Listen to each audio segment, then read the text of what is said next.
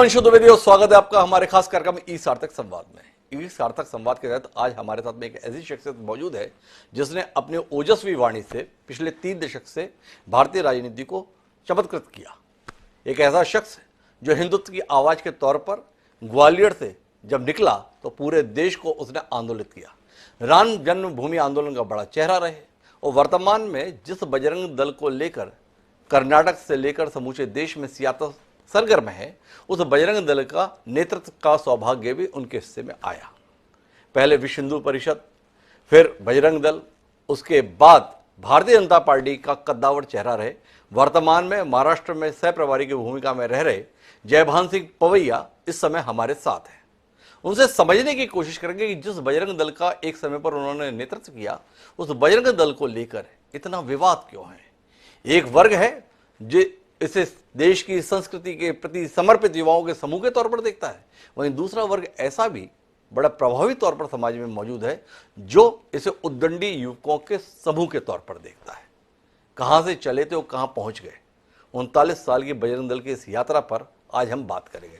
तो सीधे चलते हैं ग्वालियर, जहां जयभान सिंह पवैया हमारे साथ हैं। तो पवैया जी, आपका बहुत बहुत स्वागत हमारे इस खास कार्यक्रम में। बहुत प्रणाम आपको। तो शुरुआत यहीं से करनी है कि जिस बजरंग दल का कभी आपने नेतृत्व किया था, आज उसके जिक्र मात्र के साथ ही एक वर्ग आंदोलित हो जाता है, दूसरा वर्ग थोड़ा सहम सा जाता है। क्या किया इस संगठन ने जिसके चलते समाज में एक तरफ भय है और एक तरफ उत्सुकता है? देखिए, इसके लिए हमें एक मनोविज्ञान जो भारत में बनाया गया उसकी तरफ जाना पड़ेगा। नेहरू जी के काल से लेकर मोदी जी की स्पष्ट बहुमत की सरकार के पहले तक का जो भारत है जी, उसमें हिंदुस्तान के लोगों को एक सेकुलरिज्म नाम का वैचारिक अफीम खिलाया गया जी। और सेकुलरिज्म का मतलब होता था इस देश में हिंदू को पिटना तो चाहिए मगर रोना नहीं चाहिए। अगर रोएगा तो ये कम्युनलिज्म हो जाएगा और पिटेगा तो ये सेकुलरिज्म होगा जी। इसी मनोविज्ञान के कारण कश्मीर में चुभने वाली सुई का दर्द ग्वालियर में और रायपुर में अनुभव नहीं होता था। इसी सेकुलरिज्म के कारण बाबर का कलंकी ढांचा हिंदुस्तान की शोभा बढ़ाता था। उसे सेकुलरिज्म का प्रतीक मानते थे। छुए मत, ये सेकुलरिज्म है, और अगर बाबरी ढांचा टूटता है तो ये कम्युनलिज्म हो गया है। और इसलिए बजरंग दल की शुरुआत तो राम जन्मभूमि आंदोलन के गर्भ से होती है, ये सच है जी।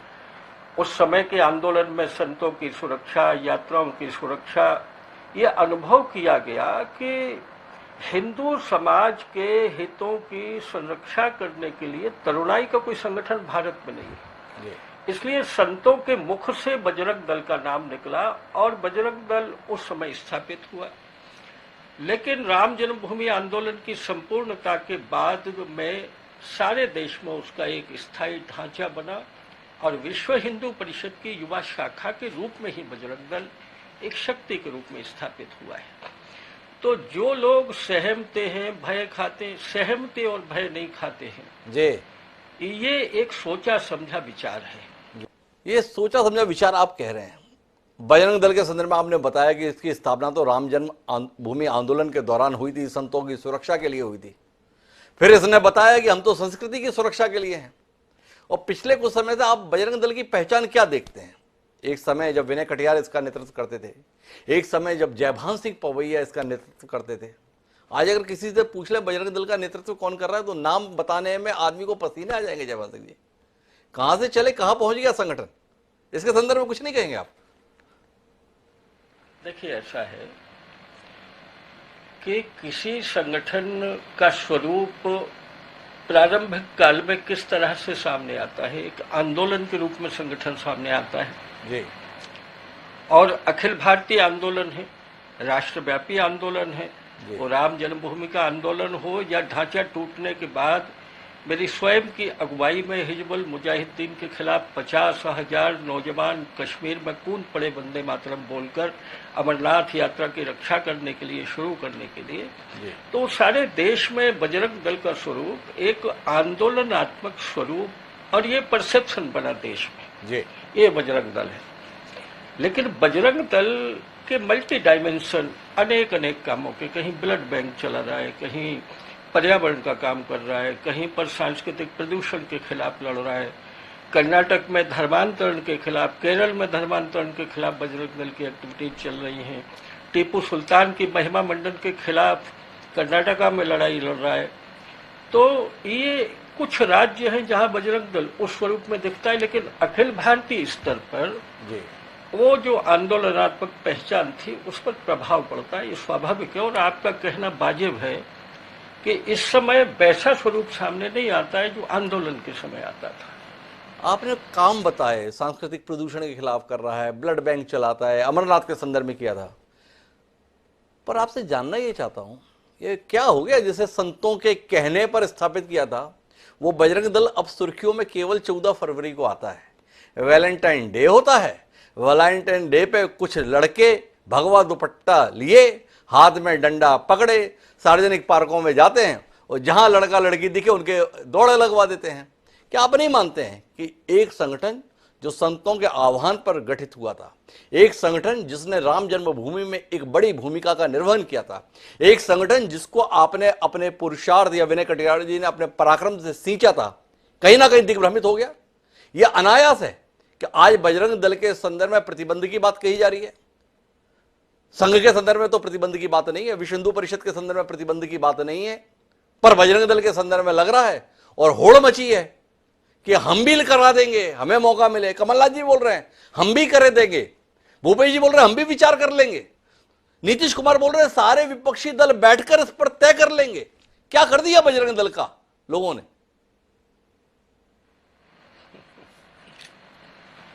आप ठीक कह रहे हैं, ये होड़ लगी हुई है जी और उसकी वजह ये है जी कि ये जो पार्टियां हैं, खासतौर पर कांग्रेस, इनका देश भक्तों से वोट लेने की उम्मीदें छीन होती जा रही हैं, राष्ट्रवादी वोटरों से छीन होती जा रही है उम्मीद। ये तलाश कर रहे हैं कहीं राष्ट्र विरोधी वोट बैंक, कहीं टुकड़े टुकड़े गैंग का वोट बैंक, कहीं हिजाब गैंग का वोट बैंक, कहीं पीएफआई की समर्थक वोट बैंक देश में पड़ी होगी। और इसलिए बजरंग दल एक सिंबल है उनके लिए, एक प्रतीक है। बजरंग दल इतना बड़ा हो गया इनके लिए कि उस पर प्रतिबंध के लिए पार्टियां इकट्ठी हो रही है, नहीं, उस वोट बैंक के लिए इकट्ठी हो रही हैं जो राष्ट्रवाद के शत्रु हैं, जिनको ये राष्ट्रभक्त आंखों में कांटों की तरह लगते हैं। और इसलिए मैसेजिव होते हैं ऐसी बातें। ये जो मैनिफेस्टो, ये संदेश देने का मैनिफेस्टो है देश के उन सारे आतंकवादी और आतंकवाद समर्थक वोट बैंक को कि आप लोग सुरक्षित अनुभव करिए, कर्नाटक में धर्मांतरण बिल्कुल होगा, बजरंग दल पर ताला डाल दिया जाएगा। ये होड़ लगी है।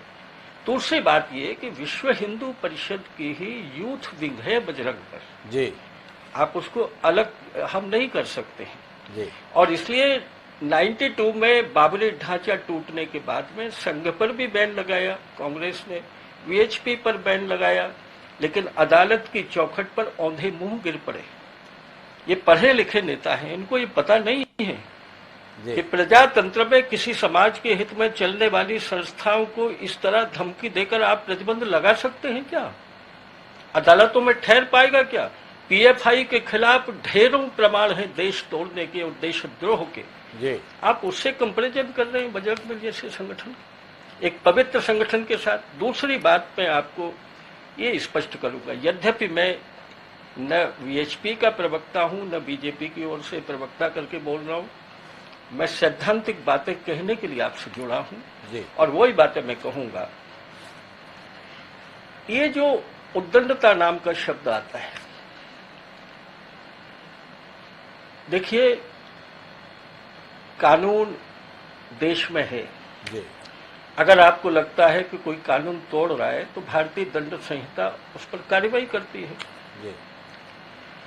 अब मैं ग्वालियर का आपको एग्जाम्पल देता हूं। जी। मैं वर्तमान में राजनीतिक कार्य करता हूं, मध्य प्रदेश में गोवधबंदी का कानून है, लेकिन मुझे पता लगा कि ग्वालियर में एक पर्टिकुलर इलाके में ये जो गाय घूम रही हैं, उन गायों को पकड़कर रोज उनका कत्ल होता है और उनका मांस ढाबों तक सप्लाई हो रहा है और प्रतिदिन 10-20 गौ वंश की हत्या हो रही है। हिंदू संगठन उसके लिए मेरे तक आए, प्रशासन को इंटीमेट किया।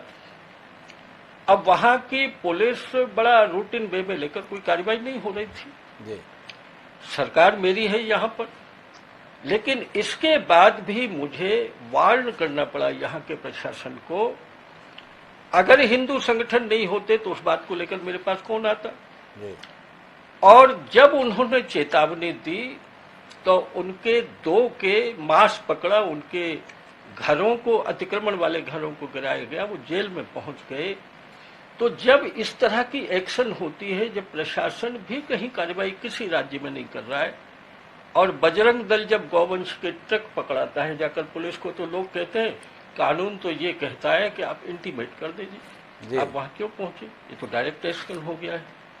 कई बार ऐसी चीजों को हम ये मानते हैं कि ये आक्रामकता है, और आक्रामकता को जो विरोधी है वो उग्रता बोलने लगते हैं। तो मैं इस सीमा तक ही कुछ कह सकता हूँ। नहीं, मैं तो थोड़ा विस्तार लूंगा। भारतीय जनता पार्टी का एक प्रमुख चेहरा है, महाराष्ट्र जैसे राज्य के प्रभारी हैं, पूर्व सांसद हैं, बजरंग दल के पूर्व अध्यक्ष रहे हैं, ऐसे कैसे आपको बस इतने में ही हम जाने दें? थोड़े सवाल है। आपने बताया गौवंश के लिए गए थे, हिंदूवादी संगठन एक्शन किए, ये कल जबलपुर में भी कांग्रेस कार्यालय में धावा बोले थे, तो वहां पर भी क्या ऐसे ही गौवंश के संदर्भ में संरक्षण के लिए गए थे? क्या उसको आक्रामकता के तौर पर देखें या उद्दंडता के तौर पर देखें? क्या आपको नहीं लगता है कि जिस संगठन का कभी आपने नेतृत्व किया था, इस प्रकार की घटनाएं आपके मन को विचलित नहीं करती? क्या पवैया जी को नहीं लगता कि हाँ, इस संगठन को थोड़ा नियंत्रित करने की जरूरत है, इस संगठन को कहीं ना कहीं दिशा देने की जरूरत है? जिस विश्व हिंदू परिषद का नाम इतने सम्मान से लिया जाता है, उसकी युवा इकाई के संदर्भ में इस प्रकार का भाव क्यों पैदा हो जाता है? इस पर विचार नहीं करेंगे जयभान सिंह पवैया, एक जागरूक राजनीतिज्ञ होने के नाते, एक विचारवान हिंदू नेता होने के नाते? देखिए, मैं सार रूप में यही कहूंगा। मैंने आपको वो कैमरे पर बहुत स्पष्ट कहा कि मैं स्पोक्समैन नहीं हूं, मेरी अपनी मर्यादाएं, लिमिटेशंस हैं बोलने की इस समय। पर मैं ये कहूंगा, मैंने देश भर का नेतृत्व किया है, भगवान ने मुझे सौभाग्य दिया जी। आक्रामकता के साथ में सौम्यता होनी चाहिए जी। और जो मर्यादाओं की लक्ष्मण रेखा है समाज में या प्रजातंत्र में भी, वो लक्ष्मण रेखा को लांघने का अधिकार हमको किसी को भी नहीं। जी। और वो पथ्य पालन किसी भी संगठन को करना ही पड़ता है, क्योंकि समाज हम पर भरोसा करता है, तो हम समाज की संवेदनाओं और उसकी मर्यादाओं को ध्यान में रख के ही कुछ करते हैं। तो ये बहुत सुंदर बात कही पवैया जी आपने लगभग वो सारी बात कह दी जो वस्तुतः इस समय पर कही जानी चाहिए। तो मैं अब राजनीतिक विषय पर आता हूं। कम से कम इसके संदर्भ में आप ये नहीं कहेंगे कि नहीं नहीं, इसके लिए मैं उपयुक्त व्यक्ति नहीं हूं। आपसे जानना ये चाहता हूं कि आपने बताया कि ये जो बजरंग दल पर प्रतिबंध की बात कर रहे हैं, वो वस्तुतः राष्ट्र विरोधी वोट बैंक को सुरक्षित करने की बात कर रहे हैं। पर कांग्रेस ने जो घोषणा पत्र बनाया कर्नाटक में, उसमें पीएफआई और बजरंग दल दोनों पे प्रतिबंध लगाने की बात कही है। तो पीएफआई तो राष्ट्र विरोधी हो गया। तो अगर राष्ट्र विरोधियों का वोट चाहिए तो कांग्रेस ने पीएफआई पर प्रतिबंध की बात क्यों कही? तो आपके दावे को कैसे सही माने कि राष्ट्र विरोधियों का वोट बैंक के भरोसा हासिल करने के लिए उठाया गया कदम है? थोड़ा इसका विस्तार कीजिए ना पवैया जी। ये भारतवर्ष के लोगों को मूर्ख समझती है कांग्रेस जी। पीएफआई पर प्रतिबंध तो सेंट्रल होम मिनिस्ट्री पहले ही बात कर चुकी है जी। पीएफआई का नाम केवल इसलिए ले रही है क्योंकि हम राम को गाली दे रहे हैं तो रावण को भी एक लाइन जोड़ देते हैं, लोगों को लगेगा बड़ा निष्पक्ष है। जी। देशद्रोह के सबूत मिले हैं जिस संगठन के खिलाफ, उस पर बैन की बात तो सेंट्रल से हो चुकी है जी। और कांग्रेस के ही एक नेता ने कल ये कहा है कि नहीं जी कि बजरंग दल पर बैन लगाएंगे, ऐसा नहीं बोला है। मैं कानून मंत्री रहा हूं, स्टेट ऐसा कर ही नहीं सकता। ये तो कांग्रेस का लीडर कल टीवी पर बोलता है। जी, वीरप्पा मोइले के हवाले से ये खबर आई हुई है। जी हाँ जी हाँ जी हाँ जी हाँ वीरप्पा मोइली जी ने कहा है। और इसलिए ये वही बात होती है जैसे मध्य प्रदेश में एक नेता कांग्रेस के बोला करते थे, सिम्मी और बजरंग दल को कंपैरिजन करते थे।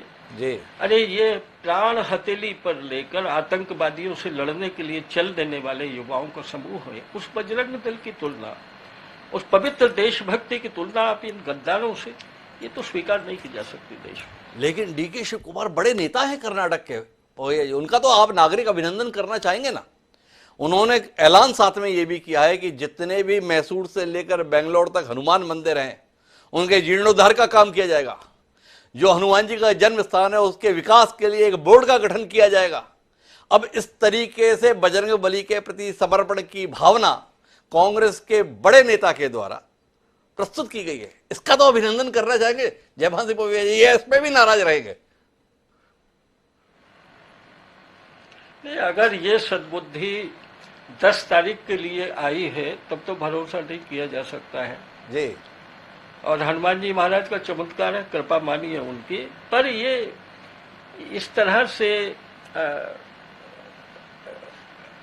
उपयोग करना इन चीजों का, ये हल्कापन है, अच्छे हथकंडे नहीं। आप इसे हल्कापन करार दे रहे हैं। देश के सम्मानीय प्रधानमंत्री कर्नाटक जा रहे हैं तो वो इस पे बात नहीं कर रहे हैं कि क्या विकास के लिए किया जाएगा। पहले शुरुआत में 3 बार बजरंग बली की जय लगवा रहे हैं भाषण के पहले, भाषण खत्म होने के बाद में फिर 3 बार बजरंग बली की जय लगवा रहे हैं और बाद में आह्वान भी ये कर रहे हैं कि जब वोट देने जाना 10 तारीख को तो पहले बजरंग बली की जय बोलना और फिर बटन दबाना और कांग्रेस को सजा देना। अब शिव कुमार जी ने कहा मंदिर का जीर्णोद्धार करेंगे तो आपने कहा कि यार ये तो गड़बड़ बात है, और ये बजरंग बली की जय बोलते हुए बटन दबाना है, ये सही बात? देखिए, हमारा चुनाव सिर्फ विकास के मुद्दे पर ही कर्नाटक में लड़ा जा रहा था जी।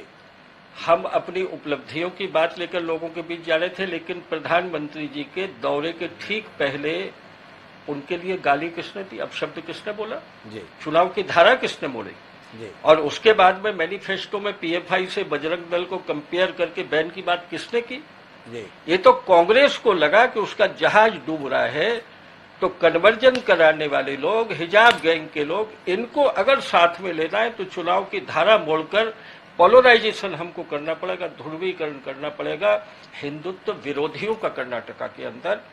और इसलिए कर्नाटक में जो भगवा लहर उठी है उसका पुण्य तो कांग्रेस को ही मिलने वाला है हमें जीतने के बाद। ये अपराध कांग्रेस ने किया है, ये अपराध कांग्रेस ने किया है पवैया जी।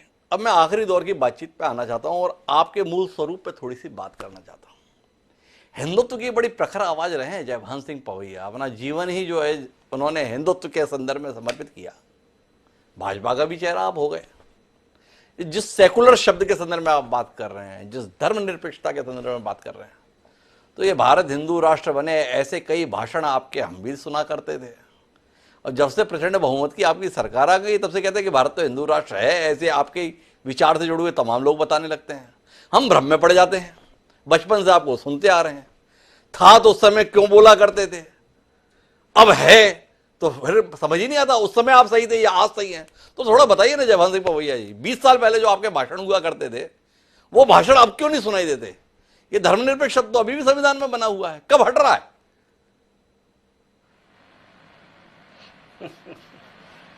देखिए, असंभव को भी संभव कर देने का नाम नरेंद्र मोदी है जी। भाषण हम 370 पर भी देते थे और शायद भाषण देते ही रहते अगर प्रचंड बहुमत से इस नरसिंह के नेतृत्व में हमारी गवर्नमेंट नहीं होती दिल्ली में। इसलिए नामुमकिन को मुमकिन बना देना ये करिश्मे का नाम ही नरेंद्र मोदी जी है।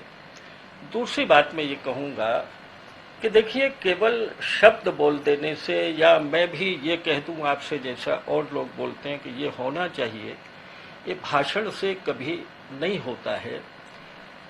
उसी सहारनपुर में, उसी पश्चिम उत्तर प्रदेश के एरिया में जहां कांवड़ियों पर गंदगी फेंकी जाती थी, पत्थर फेंके जाते थे, कलेक्टर आगवानी कर रहा है और एक शिविर में यूपी पुलिस का थानेदार पैर सूजे हुए कांवड़िए की और उसकी मालिश करके उसका उपचार कर रहा है। मेरी आंखें कहती हैं कि इसी को तो कहते हैं जिसकी लोग मांग कर रहे हैं। जी। देश में दिखाई देने लगा है। और इसलिए हिंदू राष्ट्र का अगर पर्याय ये माना जाए कि बाकी सब इबादतें देश में बंद हो जाएंगी, तो ये एक कंफ्यूजन है लोगों के अंदर। जी। हम हिंदू शब्द की जब बात करते हैं तो उपासना पद्धति पर किसी के कभी उंगली उठाने की बात हिंदुस्तान में कल्पना ही नहीं की जा सकती है। अटल बिहारी जी वाजपेयी ने एक बड़ी अमर कविता लिखी जिसका जिक्र लोग कम करते हैं जी। और तरुणाई में लिखी थी। उन्होंने जो लिखा था, हिंदू तन मन हिंदू जीवन रग रग हिंदू मेरा परिचय, उसका एक स्टेंजा की 3 पंक्तियों से समझ में आएगा हम लोग क्या चाहते हैं। जी।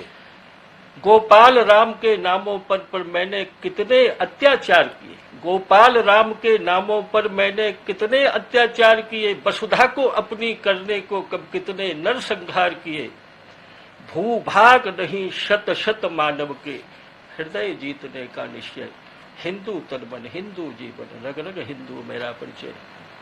मैं अटल बिहारी वाजपेयी के मन का जो हिंदू था वही हिंदू। ओ ये आप तो बहकाने लगे हमें, मतलब बजरंग दल के राष्ट्रीय संयोजक से आप भाजपा के नेता क्या हुए? आपकी भाषा में भी राजनीति आ गई। भारत के संविधान में धर्मनिरपेक्ष शब्द है जिसको लेकर आपकी बड़ी आपत्ति रही, और आपकी क्या इस विचार के प्रति एक लंबी फेरिस्त रही जिनका मानना ये ठीक नहीं हुआ देश के साथ। तो मेरा सवाल केवल इतना है, क्या सत्ता में आने के बाद में वो भावना कहीं तिरोहित हो गई, वो अपेक्षा कहीं भुला दी गई, या आपका मानना है कि हाँ ये संशोधन होना चाहिए, यह संशोधन एजेंडा में रहना चाहिए और देश को इससे मुक्ति मिलनी चाहिए? तो पवैया जी से बस इतना ही सवाल है। हिमांशु जी थोड़ी प्रतीक्षा कर लीजिएगा जी। जब जब थोड़ी थोड़ी प्रतीक्षा कर लीजिए। मैंने आपको कहा जी। नामुमकिन भारत में अब कुछ नहीं बचा है। मैं तो इतना जानता हूं कि अमेरिका के पहले दौरे पर ओबामा से जब मोदी जी मिले तो उपहार की तरफ निगाहें टिकी थी दुनिया की, क्या गिफ्ट में देने वाले हैं।